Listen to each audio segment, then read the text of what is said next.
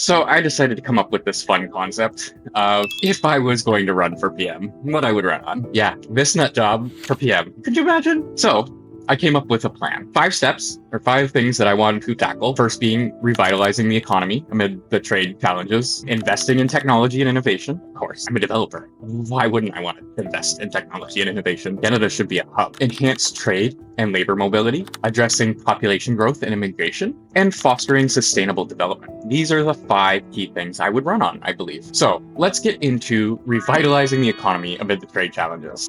And I do have to say, a lot of this does align with what the Liberal Party is doing right now. With the tariffs that are coming from the States, it poses significant challenges to our economy. Like, we've literally been severed from most of our trade because we do a lot in the United States. So the first thing I would go on is diversifying trade partnerships. So like pursuing international relationships, like going out to the UK, Asia, all over the world to try and find new partners. And Carney's actually done this. He's gone to the UK, and now Trump's threatening to have tariffs on both of us. So he is doing this, trying to create negotiations through Europe as opposed to through the US. Support affected industries, and actually Carney's the first one to do this. He gave $2 billion to the auto industry as soon as came out and said those 25% tariffs. So he is following this thing pretty well. The one thing I would like to see from him, which I would campaign on, is invest in our domestic manufacturing capabilities. Like, we need to build the infrastructure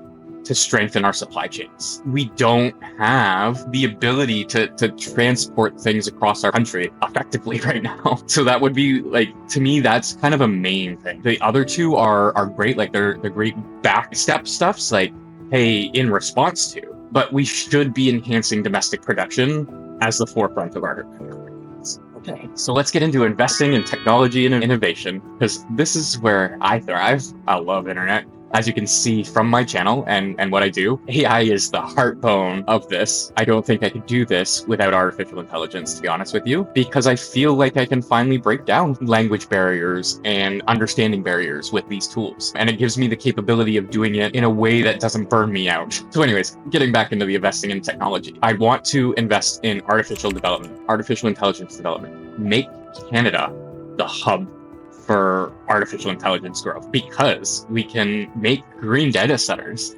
Like, we have the ability to have pure green energy, creating data centers that can help build these AI, like house them, give them the ability. Like, we have robust connections and stuff. We just don't have the infrastructure to connect and enhance our cybersecurity measures, especially with the stuff that we've just seen around Pierre Poilievre and his 2022 election interference. And I do have to say, this was disproven. I don't know why the media is making a big deal out of this. It's in the Hogue report. We've realized it's a big nothing burger. Pierre knew nothing about it. And again, I do want to stress, if security clearance was necessary, like if it was really important, it would be mandatory. So this whole, like, he won't get security clearance bullshit is a load of crock, because again, if it was important, it would be mandatory. Next point I want to get into is enhancing the trade and labor mobility. This is one thing I keep on talking about. We have very few ways of getting things from the west side to the east side and vice versa. We have 2 highways, plenty of air travel, which is expensive and a climate fucking nightmare. We don't have many trains. We have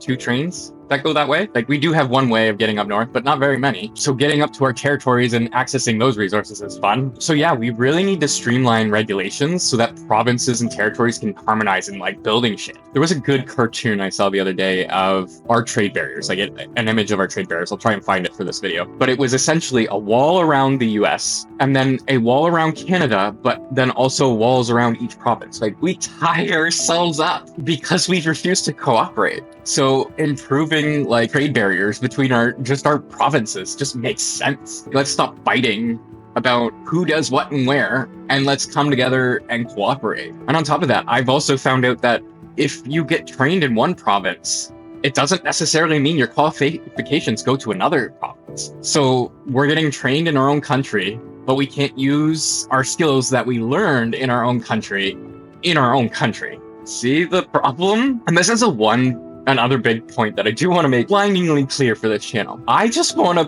point out the hypocrisy and the stupidity of our policies and the way we run.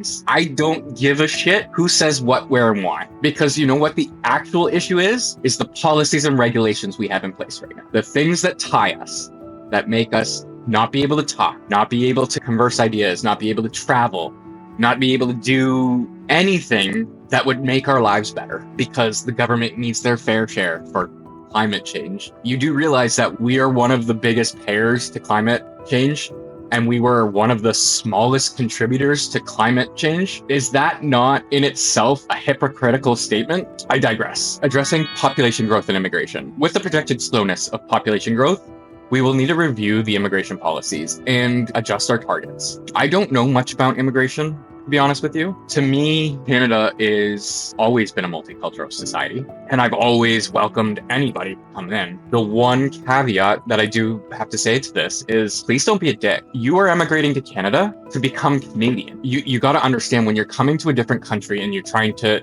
come to that country, you've got to assimilate. And that's all it takes. Like, if I was to go to India or Japan, like, I'd have to assimilate there. Like, I wouldn't expect my cultural ideas to hold up. I'd have to form to their cultural ideas.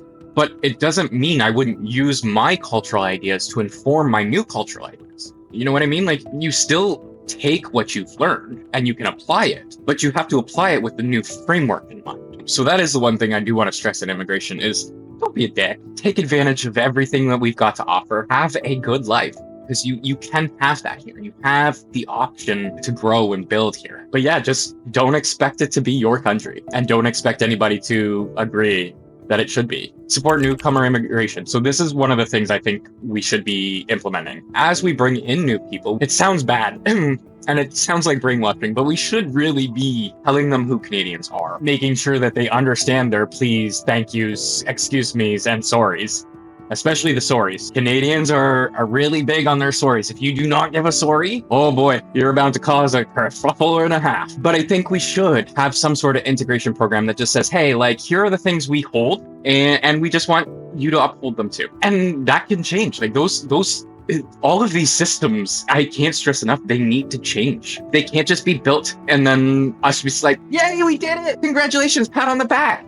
Because we did a thing. No, we need to be modifying that program every couple of years to make sure it's relevant, to make sure it's taking in new information, to make sure that we are taking in the changes that we've done into those programs. And do you see where these jobs and things come out of? It's not around building these things. It's around maintaining and reviewing and understanding. So I love how everybody's like, oh, we're going to create jobs by building these things. And it's like, hey, we're going to build these things once, use them, and leave them for dead. So why not build these things, train people how to update these things and make them better and grow? I might have some wild ideas here, people, but I just think I'm coming from a lens of common sense. I don't know. You can agree or disagree. Like, tell me in the comments. And for fostering sustainable development, I am big on understanding climate change. Like, our ice caps are melting at a terrifyingly fast rate. I'm on an island, so if the water rises, I'm fucked. So like, I really do have a vested interest in protecting our environment. So investing in clean technology. And I do stress this. I want to go out to the world, find those people who have those ideas that can pull carbon from the air, we have the ability to pull water straight from the air. Like, we're using these devices in Africa right now where they're just pulling water out of the air to give water in these communities. So let's do something with carbon. Let's do something with solar. Let's figure out the climate problem, because we have the people, the understanding, the ability to invest in finding solutions and not just putting money into a fund that we don't know where it goes and essentially is a black box, and promoting renewable energy. So if you're getting solar on your home, fuck a loan. You should be giving me money to put it there. If I'm putting money, my taxes, into a climate bucket that's supposed to offset things, and I'm like, oh, you know what? I want to be more sustainable. I want to be more responsible. So I want to get a solar panel on my roof. Why am I paying for it? I've already paid for it in my taxes, no? Should you not just be putting a solar panel on my roof?